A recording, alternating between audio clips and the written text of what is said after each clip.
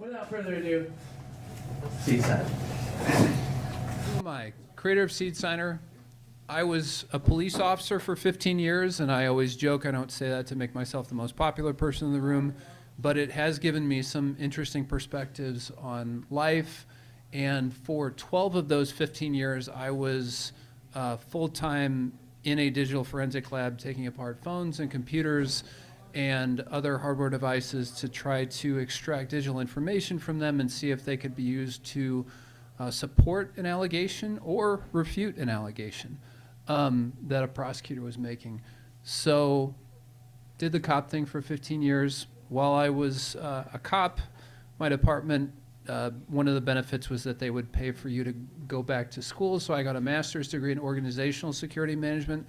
This is back in like 2007, 2008. So at that time in the security industry, they were transitioning from being the guys who were in the guard shack out back to being more involved in most corporations, to where they're considering all of the different ways that an organization can realize a loss. They call it the total asset protection model. So they're getting involved in not just physical security, but information security, brand and reputational security. So I have another kind of perspective that way, this mile wide, inch deep on just loss and how you can experience loss in an organization. In terms of my Bitcoin journey, I think of that in two acts. I'll talk a lot more about that, but I first was introduced to Bitcoin in 2013 and then was kind of a born-again Bitcoiner in 2018. I'm also a stay-at-home dad, super blessed that I was able to step away from my law enforcement career to be a full-time dad. And I'm a Christian. It's not really relevant to this, but I love in the Bitcoin ecosystem that people are more comfortable talking about their faith. So that's cool. I love 3D printing. I got into that, I don't know, 10 years ago.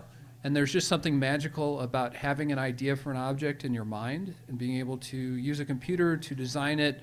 Like every square millimeter of the thing is exactly how you want it. And then a lot of times you can create that in 3 dimensions. It doesn't always come out exact, but it's still this magical moment of having something that you imagined in your mind that you can manifest into reality. So, and lastly, I'm a NIM. I'm the world's worst NIM. I'm a NIM LARP. Like I rock in this weird Justin Timberlake Unabomber look up here because of the video recording. But I think NIM culture is extremely important in the internet age, and the ability for people to selectively reveal themselves online, I think, is an important freedom that everyone has. I put the typical Guy Fawkes mask up there, but what I love about that particular graphic is that it's subtly in the shape of a heart, because people always associate NIM culture maybe with something that's unknown or dangerous or criminal, and it's really, I'm trying to do my little part to reframe that as it's not necessarily something scary or something nefarious. It's just people who want to be a little more private. And what am I going to talk about? So I put the prototypical 80 IQ bell curve chart up on here because I am an 80 IQer. Like I literally used to be a police officer. So if after this we're talking and you have questions about the latest protocol updates or script types or scripting on Bitcoin or stuff like that, I'm not the guy. I have this, as I'll talk more about, unique set of experiences that has given me some original perspectives on cold storage and ways to do that, but I am not a super technical guy, just as a standard disclaimer. I'm going to talk about cold storage and how it's been done since the earlier days of Bitcoin and how it's evolved over time, a little bit of my story, a little bit of my work as a digital forensic examiner, and then we're going to talk about Seed Signer, which is kind of myself and all the other people working on the project. It's our take on how to do cold storage. So first, it makes sense to talk about like what is cold storage. It's really just the ability to keep a secret. There's there's a lot of technical nuance to it, but it's really at its root just the ability to keep a secret. And there are 3 elements of doing cold storage. First is to create an unguessable secret, and it's important that it's a little bit of random information that no one else has to be random, because it's important that no one else could ever create it or predict it independent of having been there when it was born. And you can do this with we'll talk more about it, but incredibly simple tools like just flipping a coin or rolling dice. But it's this little bit of randomness that you experienced and captured, and then you can convert that into a private key, which is what protects your Bitcoin. Once you have that secret created, you have to preserve it over time. And that's not just keeping it a secret that other people don't know about, but it's keeping a secret that is consistently available to you. So you need to, with a lot of hardware wallets, they'll store a digital copy of your private key or your secret on a digital device. That's less ideal because digital devices fail suddenly and irrevocably and without warning at times. So you really, as everybody knows, want to have that secret, which is often in the form of seed words written down on a piece of paper or even better stamped into metal. But the idea is that you keep this secret available and accessible over time. So first, create the unguessable secret. Second, preserve it over time. And then third is you have to be able, when you want to be able to spend your money, you have to prove that you know that secret while still keeping the secret a secret. And really, step one and step three necessarily have to involve some sort of computing device because most people, all people, can't do elliptic curve cryptography in their head or even on paper. So we have to have some sort of computer to interpret this foundational secret into what creates the Bitcoin wallet and then what allows you to create and make spends, that can be logged into the blockchain. So if you take very simple and careful precautions with the computing devices you use, you maybe don't need a proprietary, fancy, expensive computer to do this sort of thing. You can do it with just off-the-shelf parts, which is the core ethos of Seed Signer. So half a step backward. Why is cold storage even important? Because we can just use Coinbase, or we can use Strike, or we can use, a bunch of Bybit. I'm sure they're good for, all of their assets. Why is cold storage important? Because, I'll just read it because I feel like the wording's important. Bitcoin as a decentralized, permission, seizure-resistant, dilution-resistant store of value is the real innovation. For me, it's not being able to send, $1 to you from my phone to your phone. You can do a lot of that stuff just with the credit card system and the modern banking system. The real innovation is being able to send whatever amount of money you want to send to whomever you want, whenever you want. The permissionless aspect of it is like the real huge innovation. And I'm also particularly stoked about, there's no central party's ability to inflate it away or dilute the value of your money because of the way Bitcoin's structured. So in terms of being able to have that freedom to send money to whoever you want, whenever you want, not to have your money debased, not to have it taken or seized from you. That's like literally everything else in our lives can be taken from us. If you own real estate, if you own gold, if you own equities or financial assets, whatever you own, people with guns and with lawyers behind them can take it from you. Bitcoin is the one thing that you can take to your grave if you never want anyone else to be able to take custody of your Bitcoin. So it's a really exciting store of value and thing that we can own and interact with. But all of those amazing aspects of Bitcoin are not possible unless you do your own layer one self-custody. Can I just say something on that last, Yes, sir. On that last slide? You had the no CBD thing reversed. I would like to see the line straight through that. You want it fully blocked out. I'll have to. I need to go back to Google and find better clip art. So Bitcoin cold storage. A little bit of a history of Bitcoin cold storage. In the beginning, sounds like we're starting the Bible or something. In the beginning, there was Bitcoin Core. And in the earliest times of Bitcoin, Bitcoin Core was how people interfaced with the Bitcoin network in almost every way. So it was, obviously, Bitcoin Core is where you connect to the blockchain. You can set up a wallet. You can start receiving funds. You can make spends. But in the beginning, there was even a menu option in Bitcoin Core to where you could click here and your computer would start to mine.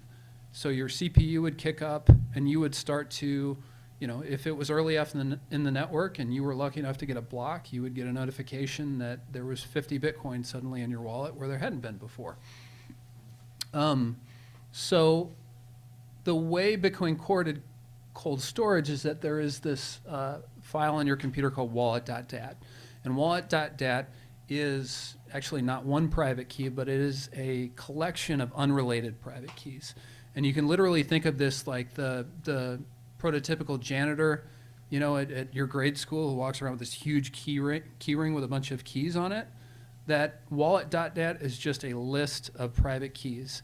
And the way Bitcoin Core originally worked was it would create a batch of private keys, and when you wanted to receive some Bitcoin or you'd mine some Bitcoin, it would take one of those private keys, derive the public key from it that appears in the Bitcoin blockchain, and it would assign it to that public key, and the only way to access that Bitcoin was the private key that you held in your private, in your wallet.dat keychain.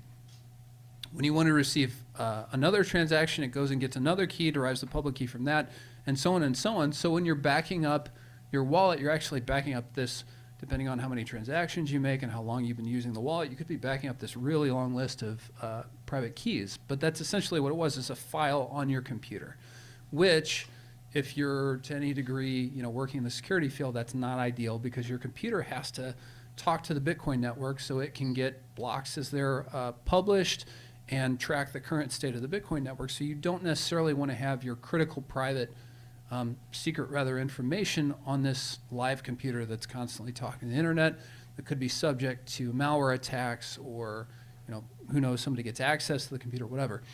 So Bitcoin Core did offer the ability to encrypt your wallet.dat, which is an improvement. However, anytime that you want to access that information to sign a transaction or to generate new receiving addresses or whatever, it would have to in memory decrypt the wallet.dat, which is, you know, a security can of worms. So because the wallet.dat in Bitcoin Core was a less ideal option, people started using what are called paper wallets. And a paper wallet is just your Bitcoin private key and usually a corresponding public key that is printed onto a piece of paper. And later on they came to QR codes. But in the beginning it was really just like hexadecimal values that represented a private key and a public key. And if you were careful about how you created those private keys, you could do it on a computer that ideally wasn't connected, that wasn't connected to the internet, or ideally was never connected to the internet. It was like a virgin machine that had just been offline and would stay offline forever, if you did it correctly. And then you'd print those on paper and you'd keep them in your underwear drawer or whatever, you know, at the time. You also have to keep in mind that Bitcoin wasn't, there were some visionary people who thought that one day one individual coin might be worth $96,000 like it is today. But that wasn't most people's perception. The coins were worth fractions of a dollar and early on fractions of a cent. So it was kind of the Wild West, and people weren't as careful as they are now. So you just, if you were a paranoid security person, you know, the best in class thing was to make one of these paper wallets or make multiple paper wallets, and that's kind of how you tracked the Bitcoin that you had invested in if you thought maybe it was going to be worth something later. One of the key things to remember about this is spending those paper wallets is super inconvenient, because to spend any amount of the money on the paper wallet, you basically have to sweep the whole private key and bring the funds online into a hot wallet. I didn't mention this, but a hot wallet is generally considered to be something where the keys that control the Bitcoin are stored on a device that is routinely or always online. So to spend from those paper wallets, you have to sweep the private key and basically turn it into a hot wallet. So if you wanted to take some portion of the funds that were on a paper wallet back offline, you have to make a new transaction into a freshly generated paper wallet. So there wasn't this ability to spend just a little bit of your stack. You had to like take the denomination, the chunk of Bitcoin that was on that paper wallet, pull it all online, and then send some of it offline. So it's cumbersome. But things got better. So in 2013, 2014, crazy guy in the Czech Republic decides that he's going to create this new product that eventually is called Trezor, but early on in its life was called Piglet. And the whole concept is we're going to, instead of keeping your private key in the wallet.dat on the live computer, we're going to have a whole separate device with a separate sort of layer of access controls and separate restrictions. And that's where we're going to not just store the private key, we're going to do some of the critical math that requires handling the private key on that separate device. And because this was such a great idea, there were, 100 Trezor copycats right out of the gate, which, you know, it's a great idea. So it spawned a whole industry that, you know, you associate with Ledger and in the early days KeepKey and Cold Card and Bitbox, whatever your favorite hardware wallet is. Trezor was kind of the first one that got to market with a product, and they did so well that a bunch of other people jumped into the market too with their own products. As those wallets got a little more sophisticated, they started borrowing technology from the mobile phone industry and incorporating more and more security protections into the device that are commonly referred to as secure elements. It's a muddy kind of term, but that's what a lot of the hardware wallet companies use for marketing to reference like what the physical mechanism on the device that restricts access to your private key and is kind of their secret sauce. But technically speaking, there were a couple of advances during this second Bitcoin cold storage epoch that made this all possible.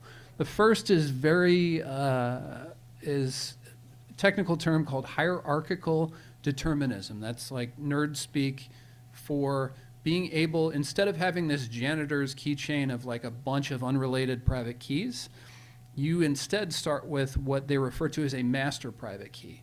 And then you can hierarchical, so you can determine in a specific order the exact same child private keys from the parent private key every single time. So every time you run the special math on the master private key, you will get the same sequence of child keys. And what that means is that you no longer have to back up all of the private keys, you just have to back up this one master private key that all of the subsequent private keys you're going to use in that wallet are derived from.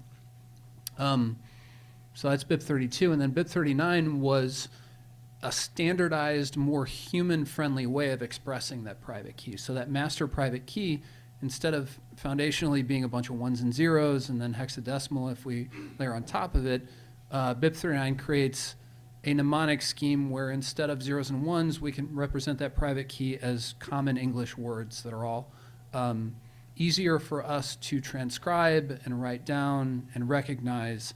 And it just, that is the genesis of write down these 12 words or write down these 24 words when you set up a hardware wallet. So these two advancements really kind of launched the hardware wallet industry and were a huge leap forward for cold storage. So I'm going to jump around a little bit. I'm going to get back into my professional story. I'm like the poster child of not knowing what I wanted to be when I grew up. So I have a degree in English literature from a liberal arts school in northern Missouri. It's called Truman State University. It was called Northeast Missouri State when I started there. And I thought I wanted to be a high school English teacher when I grew up, blamed that on Robin Williams and all of the romantic notions and Dead Poets Society. As I, left college, it became apparent to me that that was not the path I wanted to take, and I bounced around to a few different jobs. I ended up having a job as a security guard at the St. Louis Zoo. And I worked with all of these retired cops there. And they told crazy stories about things that you could get away with in law enforcement in the 1960s and 70s that you can't get away with now. But it sounded exciting, so my life kind of started veering in that direction of security and law enforcement. And so after got my English degree, decided I didn't want to be an English teacher. It culminated in me. I was a flight attendant for about 9 months for an airline you probably heard of called TWA. I was a flight attendant in 2001 and was up in the air on the day of 9/11. Thankfully, wasn't affected by that. But shortly after, TWA was acquired by American Airlines, and suddenly I'm on a job, and I'm starting to get into my early to mid-20s, and it's like you need to have a career. So I got a job as a private security guard at a local university. And one of the benefits of that job was that you could take classes. So I started taking classes in management information systems because I'd always kind of been nerdy, when I was a kid growing up. This was like in the era, for some of you guys who I think are close to my age group, of like Where in the World is Carmen Sandiego and Lemonade Stand, and like there were always Apple IIes at my grade school that we got to use once a week. And so I've always been a little bit of a nerd, but then started studying management information systems, being the security guard at this university that's in a really shitty neighborhood. And so I suddenly realized like I could make more money and work in not as crappy of a neighborhood if I figure out how to get into the police academy and became a cop.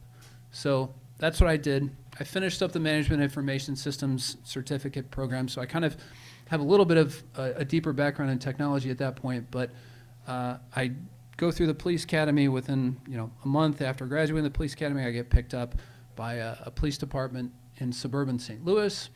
And for 3 years, I'm just like a road cop. I'm the guy who drives a police car around, pulls people over, responds to domestics, fight in progress, investigate minor crime types, that kind of stuff. My chief at the police agency I worked at and some of the people above me, like in the police academy, I was the nerdy guy who, like, when the instructor couldn't figure out how to get the presentation to work or the slide to connect or whatever to their computer, like I'm the guy who goes up there and come up here and fix this. After being on the road for a couple of years, there's this small kind of startup digital forensic lab, because this is 2005, 2006, and computers becoming more prevalent in our lives. Smartphones weren't around yet, but they're coming, and there's this emerging crime type called cybercrime, and law enforcement, which is typically not a proactive but a reactive kind of organism, is trying to figure out how to get its arms around this new crime type. And so there's a forensic lab, a digital forensic lab, that is looking to add people to their staff. This is a long way of telling this story. But my chief is like, do you have any interest in this? I'm a geek at heart, so I'm like, yeah, that sounds amazing. Plus, it's no more working overnights, no more working weekends. I've got small children at that point, so it's a much better kind of like life situation. So I absolutely all in. Send me to the forensic lab. I go there for like a day a week to start. After a few months, they liked me well enough, they took me on full time. So the next 12 years of my career, my job is to go into a computer lab and to take apart computers and mobile phones and stuff and try to figure out how to do investigations on that stuff. I was an FBI task force member for 7 or 8 years. I worked closely with the Secret Service, the U.S. Attorney's Office. The Secret Service operates a facility in Alabama called the National Digital Forensic Institute. I helped teach classes there and was on their technical advisory committee towards the end of my career. So I was thrust into this world, but I didn't have a computer science background. So for the first 2 or 3 years, like, it is drinking from the fire hose, because you go from like the guy who can make the printer work or get the presentation to display on the projector to being the guy who has to explain why certain critical evidence was found on a device and what that means, because there's real implications for people's lives. And you have to be able to go in front of a jury and explain how binary counting works, and how internet artifacts are left on a drive, or maybe how file systems work at the most foundational level. So I was sent to a lot of training provided by companies that had sprung up around this new industry that made software tools that help people parse and organize and search information on hard drives, as well as the federal government had kind of an onboarding program through, I forget which department it was, but there's like this whole track that was intended to take local cops and turn them into relatively competent digital forensic examiners. So it was like getting another master's degree the first couple of years. Like, you go home every day and your brain just hurts because you're trying to absorb all of this information. Eventually, I get relatively competent at that job, and what it also taught me was this ability to develop mental models to explain phenomenon that you're trying to encounter and predict new things and try to find where artifacts are going to be. So like, whatever case that comes across my desk, guess who gets to be the new expert in that? Like, if it's peer-to-peer file sharing, you got to understand how that works at a foundational level. If it's whatever else, if it's SMS messages, if you get a phone in and it has some sort of proprietary app in it that uses SQLite databases, you have to reverse engineer how they're storing and correlating data in SQLite databases. So I was really good at kind of breaking concepts down and ideas down and being able to hopefully explain how this stuff works to a prosecutor and 12 people who weren't smart enough to get out of jury duty in those kind of environments. And I'm an efficiency nut, so I love efficiency. And as I got further in my career, once I felt like I was competent at the fundamentals of my job, I wanted to get better, because like at that point, if you had a computer that you needed analyzed for a relatively simple case, you could be looking at an 18-month wait period before, like, when you seized that computer from somebody's house to when you actually got a report back that tells you what's on that computer. So in the forensic lab, like, the evidence never stopped coming. And I knew I was never going to catch up, but I haven't mentioned this yet, but the great majority of my work was in crimes against children, which was exploding at the time with LimeWire and all of the emerging peer-to-peer flavors of peer-to-peer file sharing that culminated in kind of BitTorrent and then ended up in apps and stuff on phones. So I had the luxury as a cop of being there is legitimate gray area in law enforcement in terms of like crimes that are enforced or crimes that aren't enforced or whatever, but I had the luxury of feeling like the majority of things that my hands touched involved people that had harmed children and that really deserved some sort of consequences for that. So that was, my position was funded by a state grant that was explicitly focused on crimes against children. So anytime one of those cases comes in the door, it's making its way to my desk eventually. So it was ironic, as I got more efficient and more productive at my job, I was exposed to more and more, increasingly more child exploitation material. There are days when you just sit there and you sort videos of children being, assaulted for hours. And so I got to a point where I was understandably burned out, and I was starting to look for an exit or cry for help or some sort of transition that would get me out of where I was at that stage in my life. Going to shift gears again to Bitcoin. So I first learned about Bitcoin at work. It was actually an investigation that another examiner had been assigned in the lab, where a local kid who, this is in either late 2012 or 2013, I'm not sure specifically, but this is a local kid who lived in a nice part of town, so his parents had money, and they bought him a very fancy gaming computer for his birthday or Christmas or whatever it was. And it had 2 GPUs in it. And instead of playing Quake or whatever the first-person shooter was at the time, he was using those GPUs to mine Bitcoin, because this was during the transitional period when mining Bitcoin with your CPU was becoming decreasingly effective, but we weren't quite to ASICs yet. So there was like CPUs, then GPUs, then FPGAs, and then ASICs. We're still kind of at the point where mining with GPUs was viable, and you have a rising Bitcoin price. So this kid,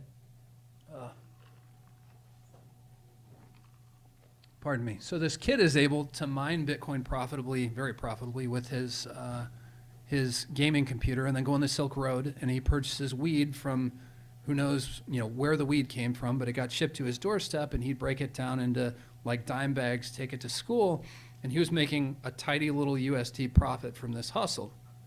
Of course, it doesn't last very long until, an administrator, a teacher at the school finds out, and they call the police, and the police end up going to his house and taking his computer. His computer finds its way to the forensic lab where I work, and so this other examiner, who we're just having water cooler talk, is like, so I got this case that involves this thing called Bitcoin. I don't have any clue what it is, but he's using the computer with the GPUs to mine it. And so it's like blows my mind. I'm like, what is this? Like, what's going on here? So that sends me to Google, and I start digging into like, what is this Bitcoin? Why does it need all this compute? How is it worth money? All of the big questions. And it takes me to the white paper and to Bitcoin Talk, which was still prevalent at the time, and then Reddit started to get popular for a while. So I'm deep into learning about Bitcoin. And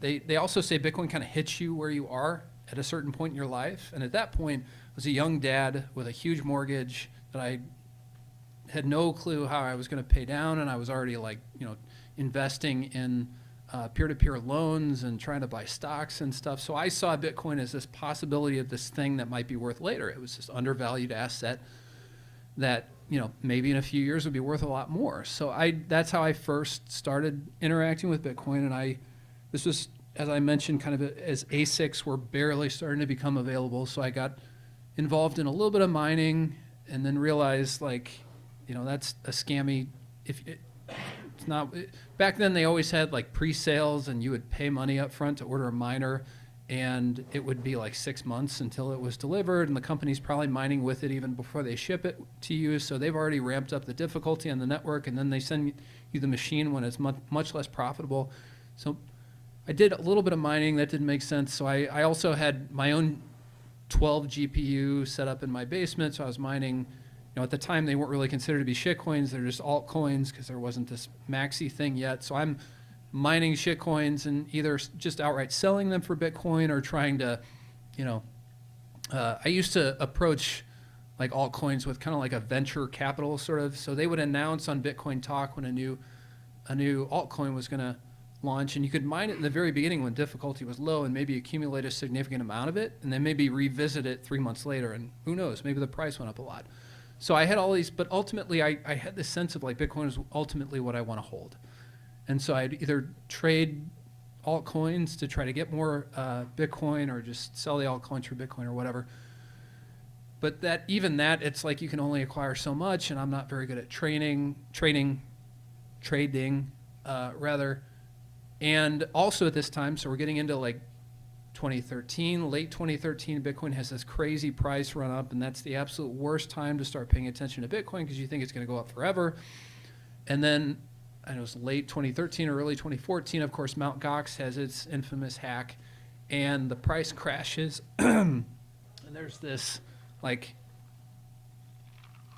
emerging narrative that Bitcoin is only for drug users and people dealing drugs and all this. So Bitcoin goes into this like horrendous bear market. But for some reason, like I've been bit by the bug, and so I just settle in and ride the bear market. And so in 2014, 2015, 2016, prices just goes down. It just stays there. I'm still working my job, kind of hoping that Bitcoin comes back to life, because if people here probably experience like your first bear market is the hardest because you've never experienced Bitcoin being resurrected again like it does. So the first bear market is like, oh my gosh, it's never going to go back up again. Right. It's like maybe I'm a dumbass and I bought into this thing and whatever. Make the second one easy, but yeah. But a little easier maybe. There's some hope. Just because you've experienced like redemption and you think, well, maybe it can happen again. So in early 2017, I'll remember there was a great bull rally in 2017. Early in 2017, there was kind of this like Bitcoin got to this magic number where if I sold literally every Bitcoin I own, because when you're not financially sophisticated, you think in just all binary, all or nothing kind of terms. And so if Bitcoin reached a certain number, and I sold every Bitcoin, I could legitimately pay the taxes on the gain, which were, it's a nightmare, how much they take from you. Pay the taxes on the gain, and then I'd be able to pay off our home mortgage, and my wife and I could essentially start like a debt-free life. That's like a dream. In the beginning, like in 2013, if you would have told me like one day you might be able to pay off your mortgage with this, I would have been like, that's pretty funny. I'll be lucky if I make enough to like put a down payment on a new car. So it had grown to this point, and early in 2017, like first few days of March, prices in the low 2000s, which is like way above the previous all-time high of 1200. And there's no sense of how high it's going to go. It ultimately, like everybody knows, it went to almost $20,000 that year. But like the tension in me, just like something broke. And I still remember being at work that day. I just told my boss I was going home, and I went home and got the printed piece of paper out of my underwear drawer and started manually like typing the private keys into an app and sending money to an exchange. And I like super clumsily sold everything that day. Like there's like, I used to trade on Gemini, and there's probably an awkward blip on Gemini from me just market selling everything, not even putting orders out there, just like, oh, horrible, stupid. Anyhow, and I remember when it was done, I was sitting there just like shaking, like, oh my gosh, you see the number in your account, and it's like, that's enough to pay off the house. Like this could be actually real. And so it was a huge blessing. But for the rest of the fucking year, I did not want to hear about Bitcoin because the price just kept going up and up and up. And I'm like, when it gets to 4,000, you're like, I could have sold that for twice as much. And then it gets to like 8,000, you're like, it could have been 4 times as much. So I did not want to hear about Bitcoin for the rest of the year. So I started focusing on other things. And the beauty of paying off our mortgage is that my wife's career had progressed to the point that I was able to consider stepping away from my career in law enforcement and becoming a stay-at-home dad. So I kind of escaped the, child exploitation pain that I'm experiencing at work, and I get to experience my children who are, they're probably, I don't know, like 7 or 8 at the time, the older two, and get to share that part of their life with them, which is a huge blessing. But I'm still like, oh my gosh, the price keeps going up and up. So I start focusing on other things. I start preparing to exit my career in law enforcement, doing all this self-help stuff to learn about better financial planning, and I want to be like the dad who's patient with them. So I'm like trying to figure out my own baggage from, previous in life, all this. I'm trying to not end up like, what's the guy in Mr. Mom? Like I don't want to be that guy if I leave my career. So I'm trying to do all this self-improvement stuff, and I kind of forget about Bitcoin for a while. And then I don't know what it was in 2018. It peaked in late 2017. And in 2018, the price starts to come down. And I don't know what the specific catalyst was, but I started paying attention to Bitcoin again. It's like they pull you back in. Hence the I forget his name from The Godfather. But I'm like, it's still painful because I'm paying more for Bitcoin than I ever sold it for, or that I've ever bought it for before. And I end up ultimately with way less Bitcoin than I had before, which is still a painful thing. If you ever tell your children about such a thing, they will think you're so dumb. But so I'm buying more Bitcoin, and as I'm kind of preparing to transition out of my career, I start thinking about why I sold. And I start thinking about I come to the conclusion that maybe part of the reason that I sold was there were a few reasons. There was the obvious watermark of being able to pay off all your debt and get out of that. But at the time, there was also the fork wars with Roger Ver splitting out Bitcoin Cash and Bitcoin Gold and Bitcoin SV and Bitcoin whatever, Bitcoin Diamond or whatever all the other Bitcoins were. And I had this real concern that if this fork thing kept happening, even if I held the original Bitcoin, it wasn't going to be worth anything because the network just kept fragmenting, and it was might become a crisis of credibility or confidence or something like that. So because even back then in 2017, you don't have any sense that Bitcoin's really going to become this global money that, is what it is today. It's very different sort of frame of mind. So that was part of it. But I start to think that maybe if I had access to more sophisticated cold storage tools that helped me feel better about how I was holding the private keys, that could have helped not have the weak lettuce hands moment, which,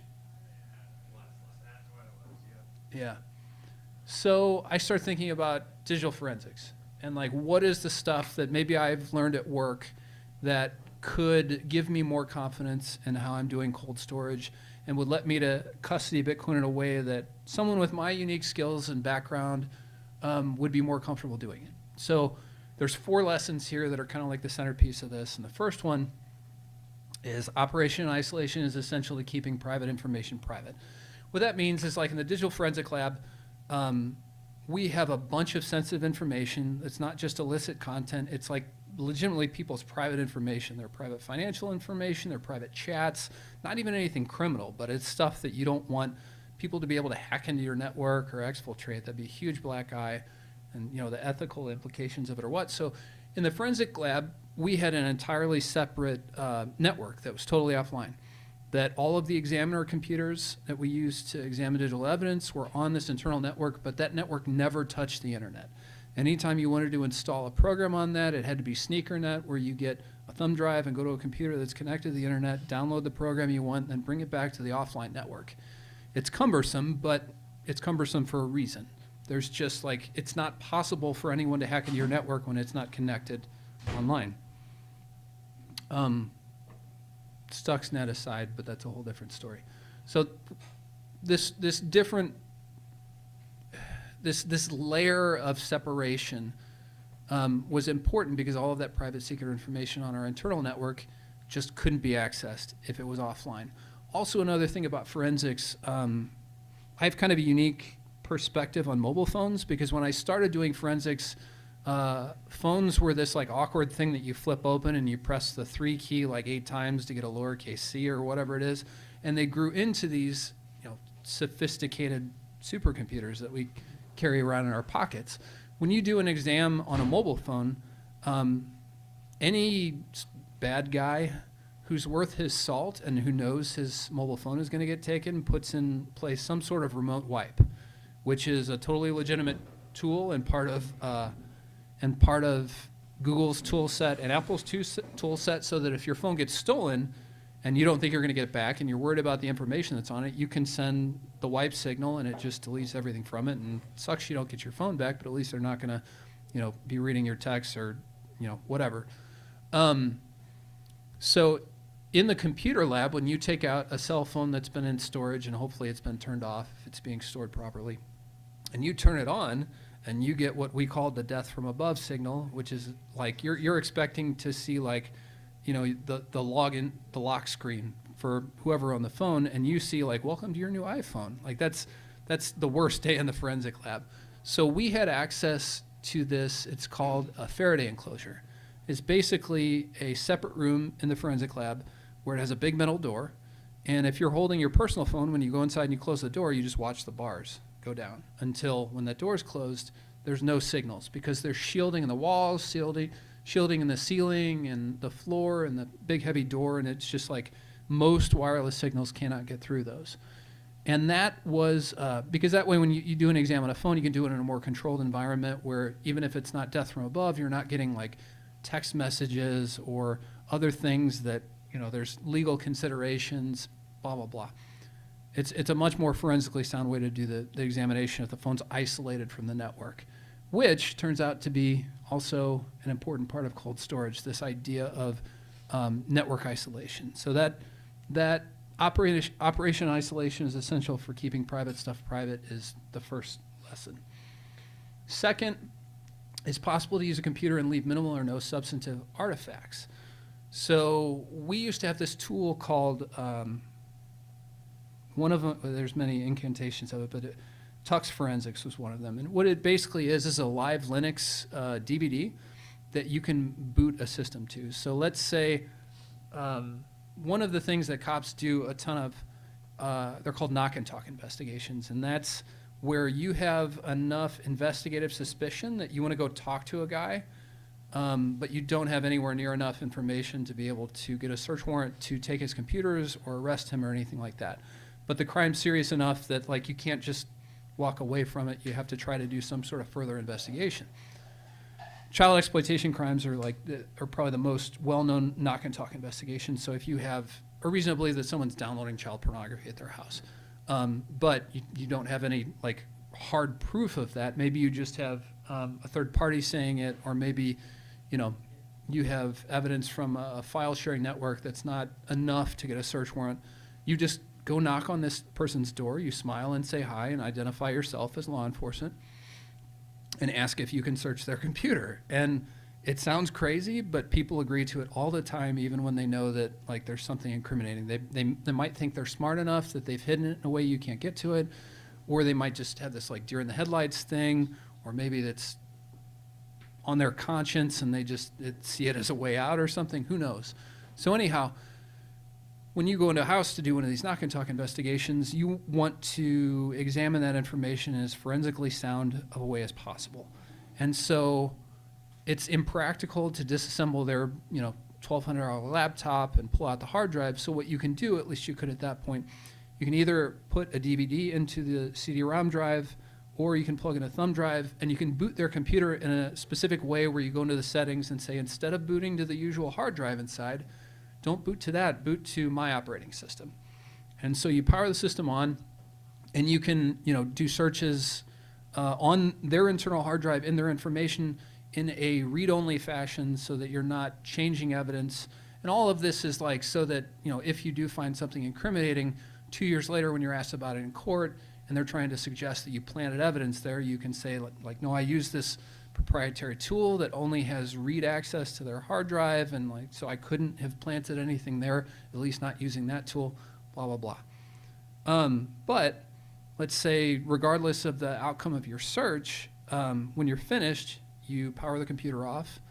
And because you've only accessed their internal hard drive in a read-only fashion, there is minimal, if any, trace of you having access to that system, because your entire operating system was just running in computer RAM, which a feature of computer RAM is that when you remove power from it, it resets to kind of a natural starting point. And so there's not really any trace of searches that you made or things that you found or didn't find or anything like that. So that was the second thing that was sticking in my mind, is like, you can use computers and leave virtually no trace behind of having used them. Third lesson, it's hard to defeat solid encryption with a good password. As I mentioned, I came up during kind of digital forensics with phones where they became these super awkward devices with virtually no security protections to like all of the security stuff that Samsung and Apple have implemented to date. And I saw this over and over again, where in the beginning, Apple and some of the Google phones, they were wanting to get access to enterprise markets, so that some big Fortune 500 company wants to deploy phones and give them to their executives or whatever.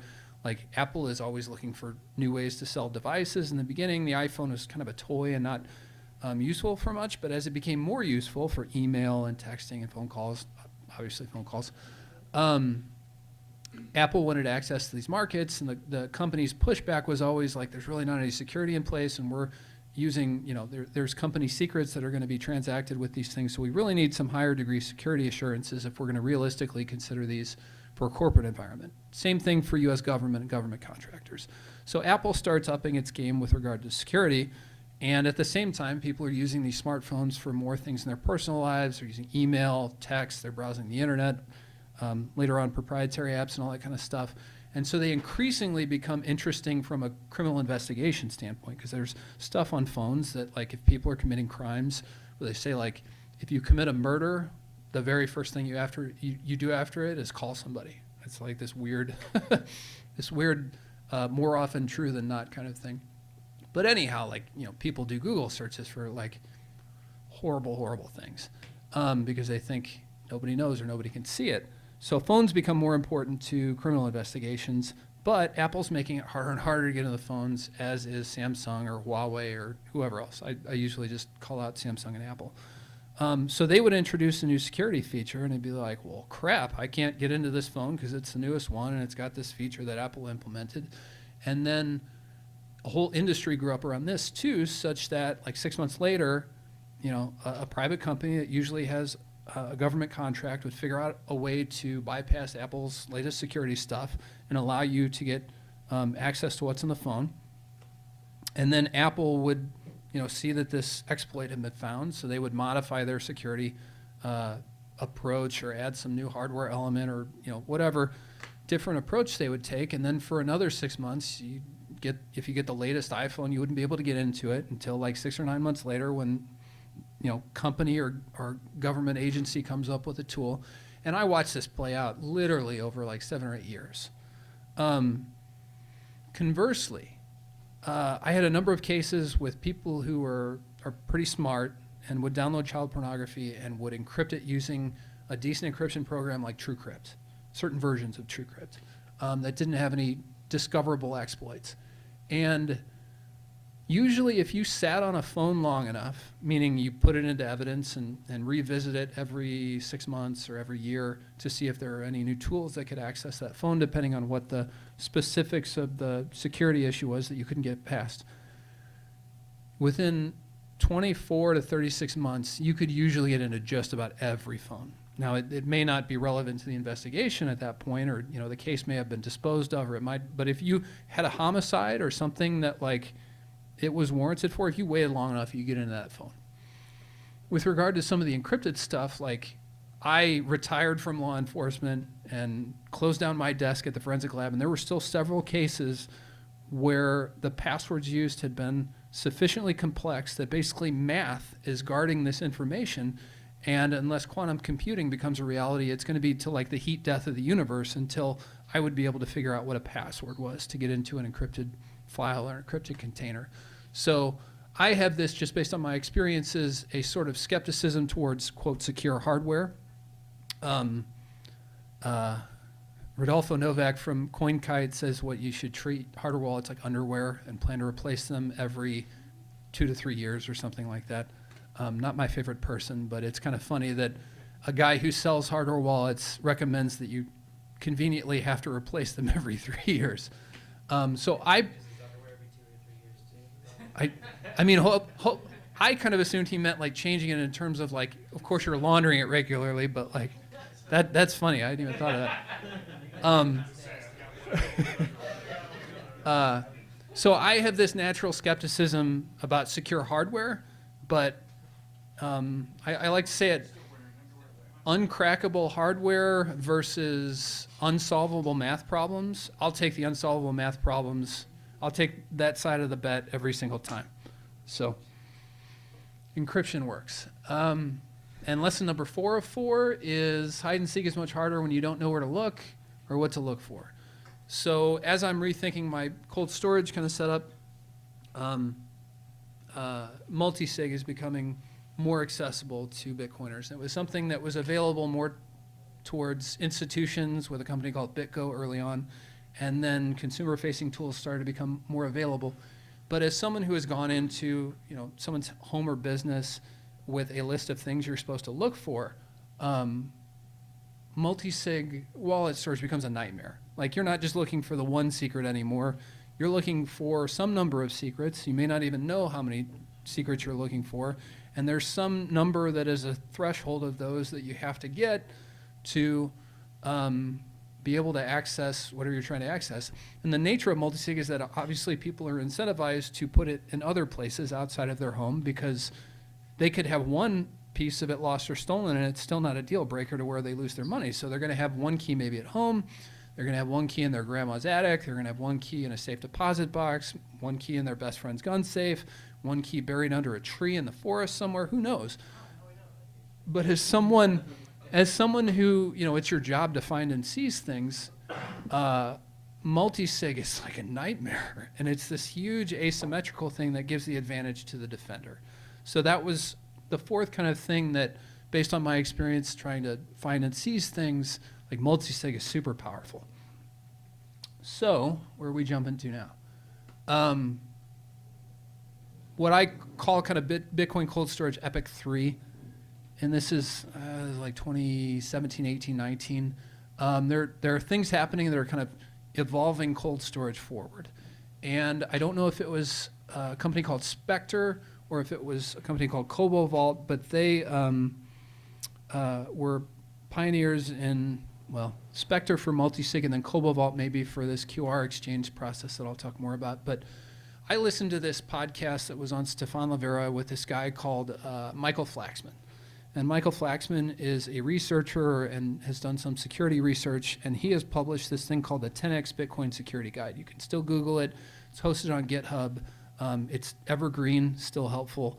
And the basic concept is, like, where can you make the changes or additions to your own security setup where you get the most bang for your buck to improve your security posture. Listen to this. He talks about this wallet software called Spectre Wallet, which was one of the first consumer-facing kind of Bitcoin wallets. And Spectre had also created this thing called a Spectre DIY. You can see it there. It's the black box with the pin login screen on top. And they're making multi-sig accessible. And they've created this device called the Spectre DIY that allows you to communicate proof that you have the private key to spend a Bitcoin using QR codes. And it didn't make sense at first, but the more I thought about it, it was like this revelation to me. Because one thing I'd always been super uncomfortable with about hardware wallets was, at least at that point, you typically have to plug all of them into your computer. And if somebody doing forensics, like, you realize that when you plug one thing, you attach one computing device to another computing device, there can be things that happen that you don't want to happen or that you're not aware of happening. So in the forensic industry, we take very special care when we're plugging in a thumb drive, and we plug it into usually a device called a write blocker that, as I kind of alluded to before, it ensures that I can't change anything on that device. I can just make reads from it. So I never like the whole hardware wallet, plug it into your laptop thing. If you can update the firmware over that over that USB connection, with the wrong software in place, like really bad things can happen. So Spectre conversely used this way to, with like your laptop's webcam, and there's a QR scanner on that device, and basically like the laptop proposes a Bitcoin transaction that's encoded in QR codes, and you scan it with the black box there, and then you can review the details of the transaction and decide whether or not you want to approve the spend. And if the private key is present on the device, you can create the signatures that are necessary to be published on the Bitcoin blockchain that prove that you have the private key and make the spend possible. And then you flip the black box around to your laptop and you show the QR codes that are displayed on the screen to your computer's laptop. And for me, it was this super elegant protocol that eliminated the need for that USB connection, because the QR codes are naturally a very constrained way to move data, so it's going to be difficult to move some sort of malware or other exploit through that. It's a one-way communication at a time. Like, you know which device is sending, which one's receiving. It's also a highly auditable protocol. Like, it's much more difficult to audit data going over the wire in a USB cable, or to audit some sort of Bluetooth connection. Like, with pretty simple tools, you can audit like these QR codes. So for me, it was like a revelation. It was like the first time I'd used Bitcoin, or the first time I'd used Lightning, this air-gapped sort of transaction signing process. So these things were all going on as I'm rethinking my cold storage setup. And I start interacting a little bit with that guy, Michael Flaxman, I mentioned, and I start talking with the guys who do Spectre a little bit, and I'm leveraging my 3D printing experience, because they didn't currently have an enclosure for that black box. It was just kind of a loose connection of a circuit board and a scanner and stuff, and they'd be like, oh, it'd be so great if somebody would design. So like, I step in and like, I can design something like this. That's pretty easy. And I start talking to Michael Flaxman, and he has this other idea for using a very specific version of a Raspberry Pi called the Raspberry Pi Zero version 1.3. And the cool things about that particular board is that it's a full general purpose computer, but it doesn't have Wi-Fi and it doesn't have Bluetooth. Like, the hardware's not there. So there's really no way for that thing to connect to the internet or talk to the outside world. And he has this idea to put just a simple screen and controls on it, and to use it as something that you can create private keys with, because you're creating them in this naturally very isolated computing environment that, as long as you set it up properly, it's a pretty secure way to create a key. And then, you know, you display the seed words on the screen and you can write them down. So I'm, at that time I've, you know, escaped my career, and I'm at home with the kids, and I'm, you know, kind of getting the house in order and getting my routines down. But things are quieting down a little bit for me, and I always love a project. So I took this idea that he had, and I had a little bit of programming experience in the past, but not, you know, and it was 20 years prior. So I'm basically start binge watching Udemy videos on Python development just to get the basic skills I need to be able to figure out how to build this thing, and was able to create a very clumsy prototype that did this thing. It would either, you could input random seed words and it would calculate the final word that acts as a checksum against the previous ones, or then I created a module which other devices did first, but you could enter dice rolls into the device and it would convert it into a mnemonic seed phrase as well. Then I had the aha moment that if I attach a $5 camera to this, it's basically the same thing as a Spectre DIY potentially, because you have the ability, it's a general purpose computer, still isolated, and you have an ability to scan in QR codes, and then you can display them on this tiny little screen. So I got that idea and banged my head against the wall doing Python for a couple more weeks, and eventually came up with this prototype that was like the first version of Seed Signer.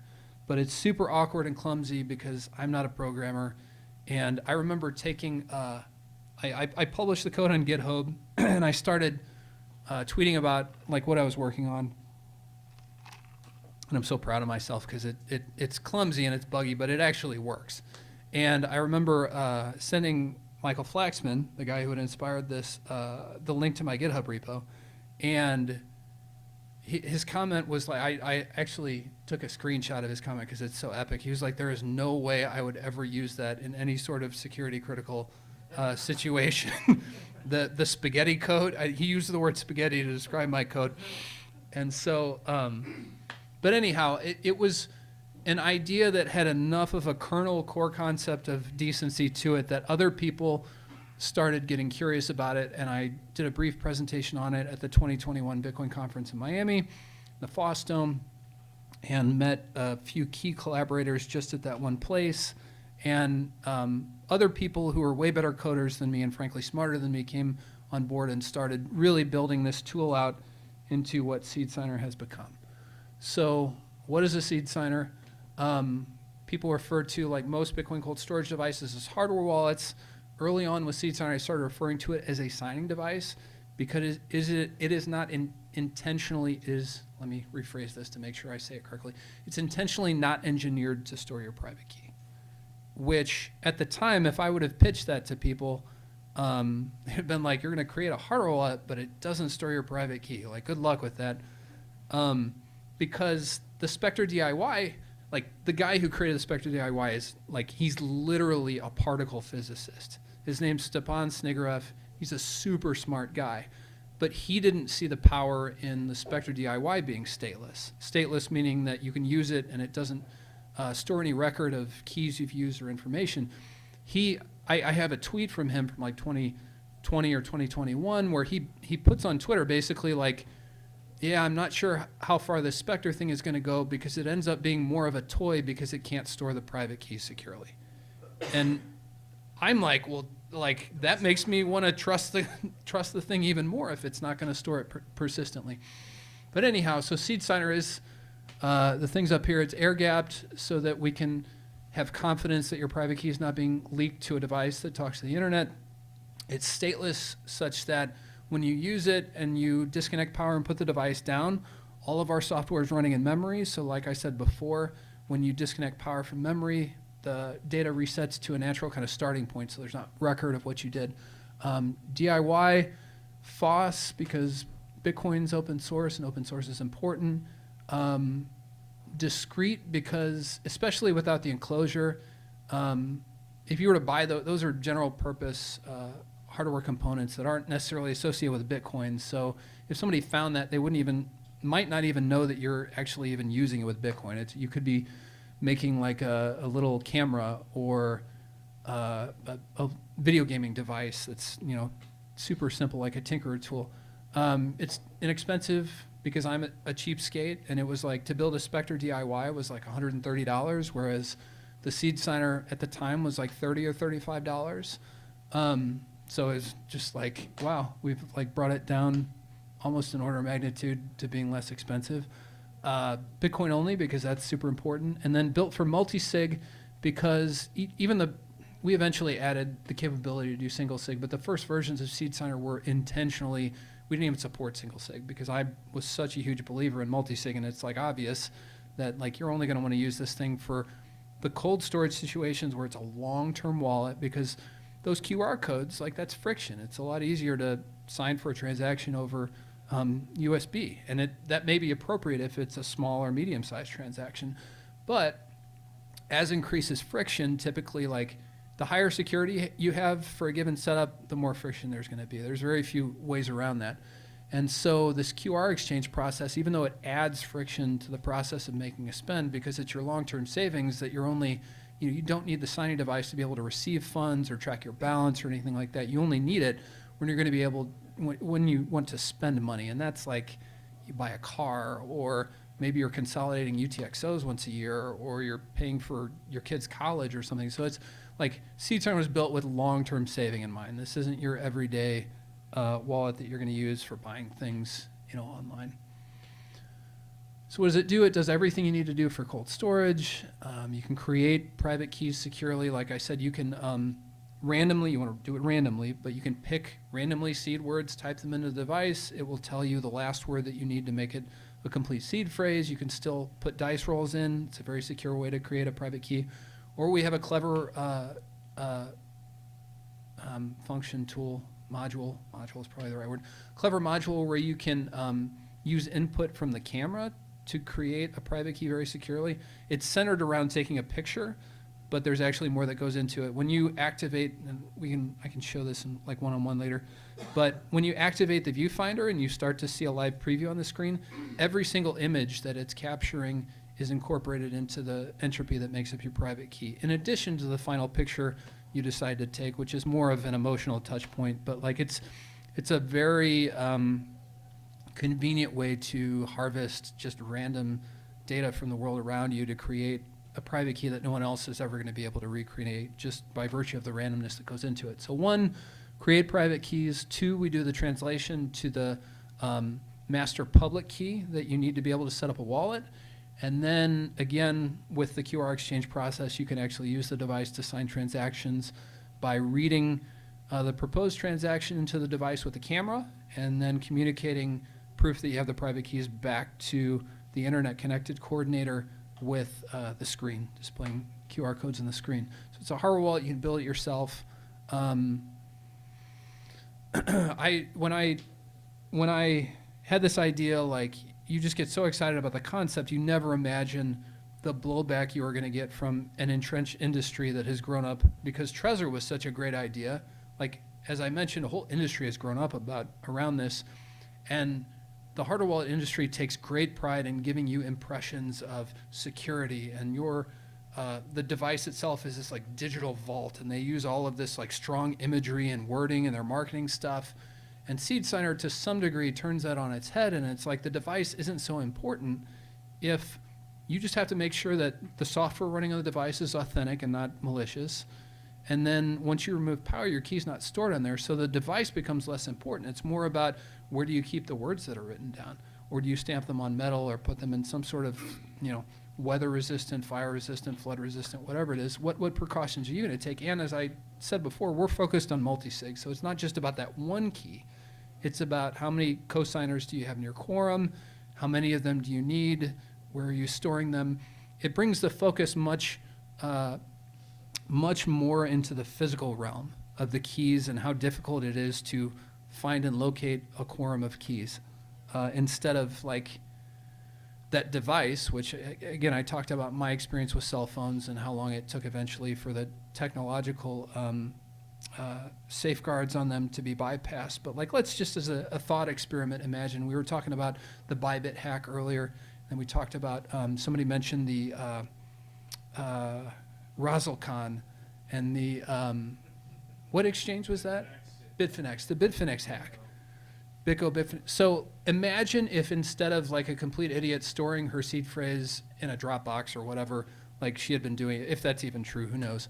But like, what if the $1 billion or whatever it is was on hardware wallet? That was a popular one in the industry. Pick your favorite one. I'm not going to say one, but just like, can you imagine the technological resources that would be brought to bear on that architecture and that hardware and the engineering that's gone into it? And eventually, like, it would break.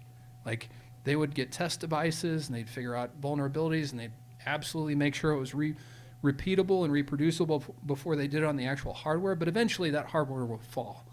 And so, gosh, lost my train of thought. Where was I going with that? Shifting away from like these devices are godlike, and people have their hardware wallet and they kind of like careful, like ginger with it. They don't want to like jostle it too much or something because they really think that's where their Bitcoin's stored. Break your life savings. Right, you don't want to break your life savings. So it's like shifting it back to the cryptography and like what are the keys that go into protecting your wealth and how are you safeguarding those? You can password protect private keys. A lot of people may not realize that. And so like it's back to the cryptography and the strength in the unsolvable math problems that underlie not just like your saving on the Bitcoin network, but the Bitcoin network itself, the cryptography and the math that goes into that. So like I said, some of our design decisions, these QR codes, it's a happy accident that makes a Seed Signer compatible with not just a laptop computer that has a webcam, but really any mobile phone, and it's actually a better experience on mobile phones.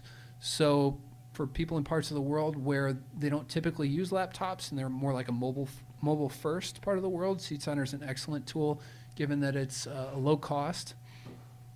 And it'll work great with people's even inexpensive mobile phones because the cameras on those are typically even way better than your webcam, even on like a $100 phone or something. Because of that statelessness aspect where it doesn't remember anything that you do with it, you can technically use it for your entire multi-sig quorum. You may or may not decide to do that depending on how you've thought through your security posture, but it's conceivable that if you're comfortable with using a seed signer and making sure that you're operating it properly and having good software on it, most importantly, like you can use it to manage multiple co-signers within a multi-sig quorum. Slightly more controversial, like if you have a brother that you really trust, or your parents, because sometimes I know I have this, like your parents want you to help with their cold storage. Like I would never treat a seed signer like a bank pen on a string or something like that. But if there are people in your life that you trust, I would still verify the software is loaded properly on it, which is trivial and takes like less than a minute to do. But it's conceivable that you could use this device and share it with other people so they can have cold storage. This is probably more of a concern in like multi-generational households in parts of the world where people have less money. And so, and they have stronger family ties. So it's conceivable that people could use the seed signer to manage multiple wallets or multiple multi-sig wallets. And again, because I'm a cheapskate, low build cost, but also supply chain risk. So with conventional hardware wallets, the hardware that goes into those, during its manufacturing, during its lifespan, at the point at which the people handling it know that it's going to end up being a Bitcoin wallet, whether it's the microcontroller or the secure element or whatever other hardware goes into it, the point at which people know that's going to go into a hardware wallet, risk starts to happen. Because if they can create some sort of technical exploit that can be used to steal money, the worst of which, in my opinion, is a retirement attack where they could affect, because a lot of hardware wallets, when you turn it on, it really tries to give you a private key. And there was a funny tweet about this, like, if you let your hardware wallet give you a private key, you're basically trusting your life savings to someone else's random number generator. So ideally with a hardware wallet, you give it the key. Even if you still want to use a Bitbox or Cold Card or whatever, like you give it the key. I wouldn't let it give me a key, because then if someone has somehow engineered the random number generator to make keys somehow predictable or guessable or something, they can quit that company, and then 10 years later, when kind of that hardware is out of circulation, they can start like draining people's life savings. So supply chain risk is a big deal. And there's a lot of trust. We were talking about Ledger before I started this, and Ledger has come in with like, suddenly, they're like, oh, like we can back up your private key if you'd like us to do that, but only if you opt into it, just trust us. Or the mandatory hardware updates that apparently some people were telling me, I don't have a Ledger, so I don't know, but like at some point they started enforcing the absolute necessity to update the device before you could continue to use it. There's a lot of trust that goes into the hardware wallet companies.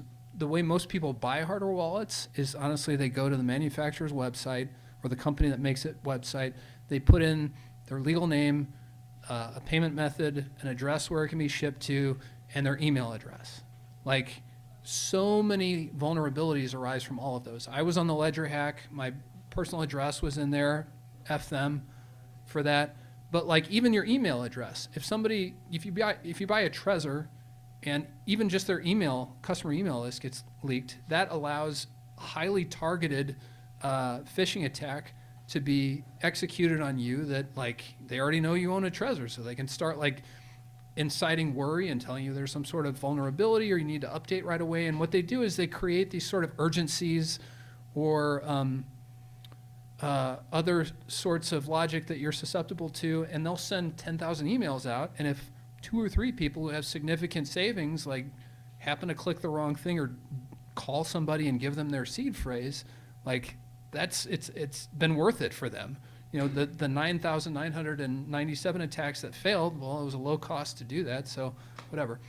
So there's a lot of trust that goes into hardware wallet companies. You have to trust that they've implemented the secure element modules in such a way that there aren't obvious vulnerabilities.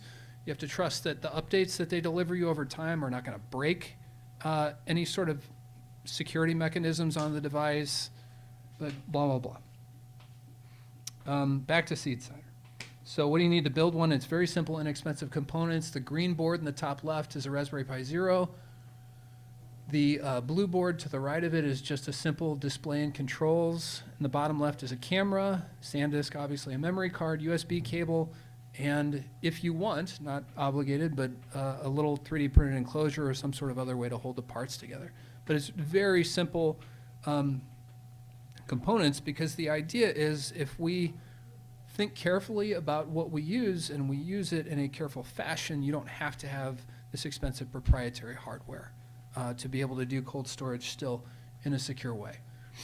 What does SeedSigner work with? Spectre, of course, because that was how I discovered kind of the whole concept. And Sparrow, and on mobile, Blue Wallet, Nunchuck, and Keeper. There are probably a few others, but these are the most tried and true ones that, because this QR exchange protocol is still, it's becoming more formalized. So it's kind of like when we get to the point and there's a formalized protocol, they can just say we work with air-gapped signers or wallets, and it'll just work. But still, there are some nuances to how the different tools approach the QR codes and the PSBT information and such. This is a new slide, and why would you even care about this? You can just go buy a hardware wallet. Why would you even care about this?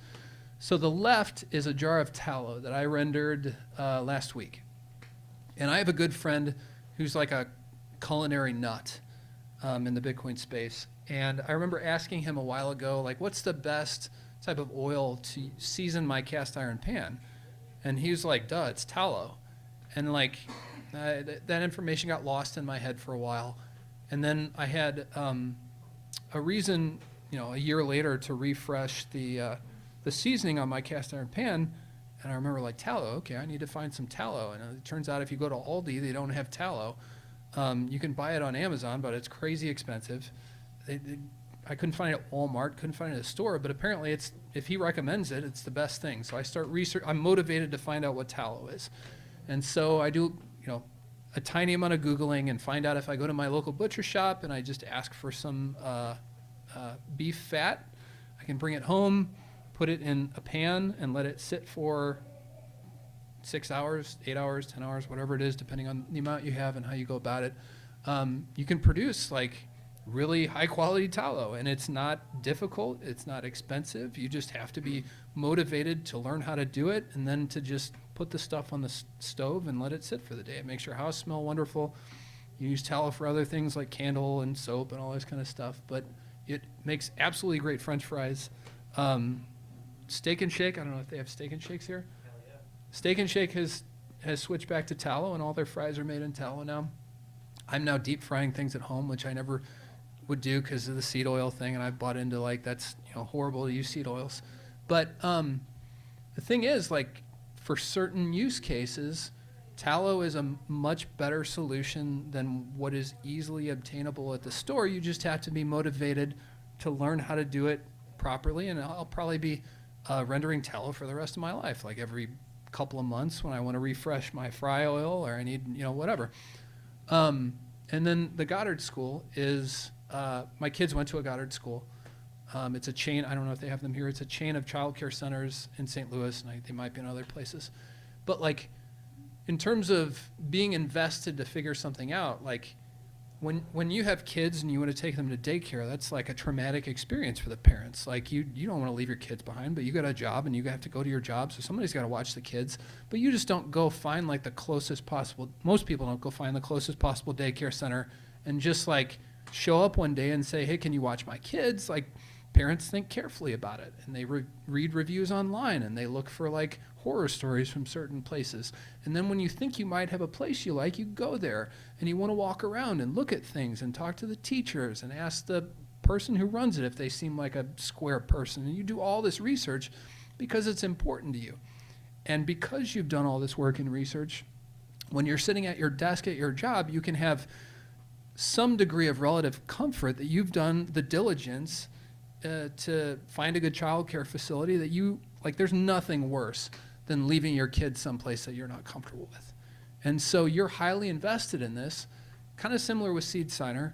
SeedSigner doesn't do a lot of the, what I call bebop boop abstraction that hardware wallets do, in terms of we're going to make you deal with seed phrases, and we're going to tell you it's a private key, and we're going to give you some sense of what a UTXO is and encourage you to verify receiving addresses or change addresses and try to walk you through that. And we have an amazing set of contributors and an amazing UI engineer who has, like, he's wicked smart and has given just deep thought to, like, how can we present these basic concepts of Bitcoin, like private keys and public keys and UTXOs, in a way that is more intuitive to people and helps them build a mental model. Like I talked about mental models before, builds a mental model that helps them understand Bitcoin such that they're invested in the process. So that's what this slide is about. Like, it'd be easier just to go buy a Trezor than to, like, bypass supply chain risk and build a seed signer and learn how to use it. And then, like, you know, you got to go through all this QR codes and stuff. But if you understand why those things are important, you feel more invested in the process, so you don't have as much of that lingering, like, when you're laying in bed at night and worrying about your Bitcoin stack and you're like, oh, I don't really understand that update that Ledger sent through. It's probably okay. Like with your seed signer, don't ever update it if you don't want to. If it works for you, like every time you introduce an update to something, it's a potential security risk. So that's what this slide is about, is just like be invested and understand that, like, the easiest thing is not always the best thing. I'm wrapping up for people who I know I've talked for a while. So our project has been a crazy, you know, what if I build a hardware wallet that doesn't save your private key? Like, that's wild. But because it's, in my opinion, a good idea that has merit to it, it's grown slowly. The hardware wallet industry isn't going to cheerlead for us, and they sponsor all the conferences and podcasts, so it's difficult for us to spread the word, but that's why I come to meetups and just tell people, like, most people I know use the seed signer found out about from some hardcore Bitcoiner that they know who, like, showed them about it. So we spread much more slowly and more organically, and that is a great thing. And imitation is the sincerest form of flattery. So Jade, Blockstream Jade, has basically co-opted our whole, like, mode of operation, where it doesn't remember the seed. You import the seed through a QR code. It has the air gap thing. I personally don't think that the CoinKite Q1 would exist had it not been for the popularity that seed signer has manifested over time. Maybe that's controversial to say. I don't know.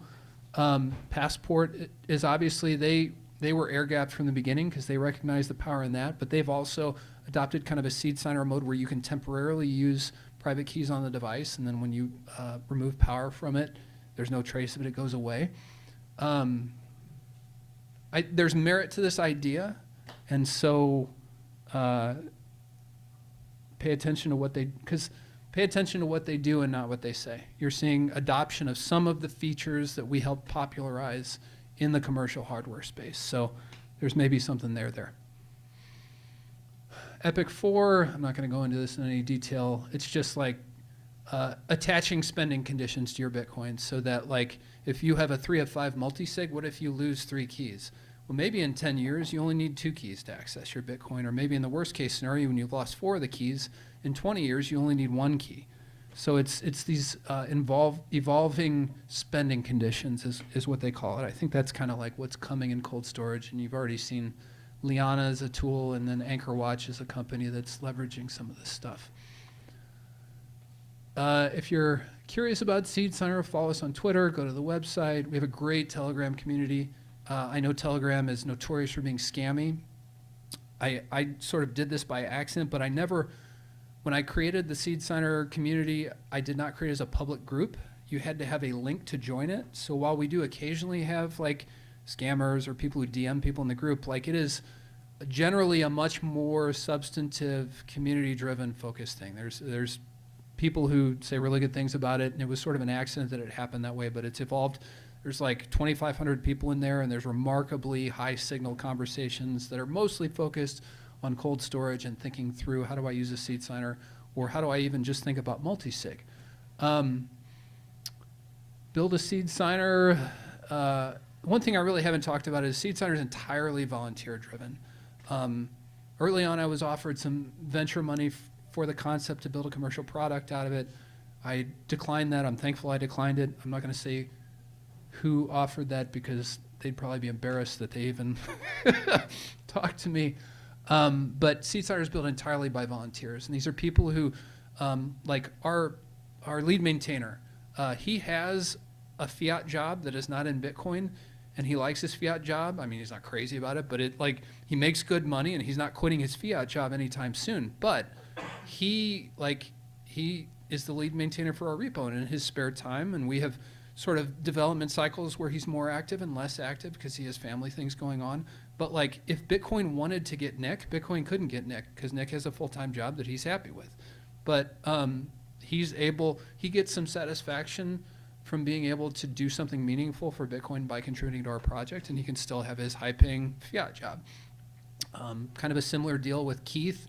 Keith is our lead developer, literally a Princeton-educated computer science grad, who I met at that Bitcoin Miami conference. Like, Keith is an amazing Python developer, and he says our code is the best Python he's ever written and the best Python he's ever seen. Obviously, he's biased, but like, approaching this the way we have as a community and as a volunteer effort has filtered.